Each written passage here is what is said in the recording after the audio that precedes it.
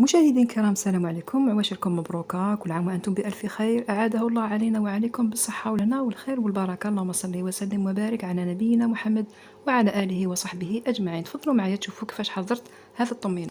أخواتي الفضيلات، راكم عارفين بلي الطمينة لازم لها سميد متوسط. هنا حطيت في المقلاة سميد متوسط، حمصتهم مليح. في الكسرونة حطيت 2 كيسان تاع سميد محمص، ضفت لهم ربع كاس نتاع جلجلان محمص.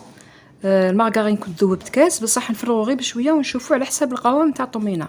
فرغت نص كاس تاع المارغرين وزدت كاس نتاع العسل، شويه قرفه ونحطوها على النار، نار متوسطه.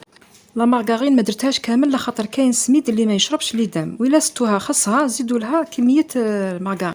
بعد ما طابت لي فرغتها في طبسي بلا. والتزيين عندكم الخيار، انا زينتها بهذه الطريقه وانتم عندكم الخيار مكسرات ولا غير بالقرفه، فنجي شابه تاع القرفه. الطمينه بهذه الطريقه جات طريه وجات بنت الجلجلان فيها ما شاء الله.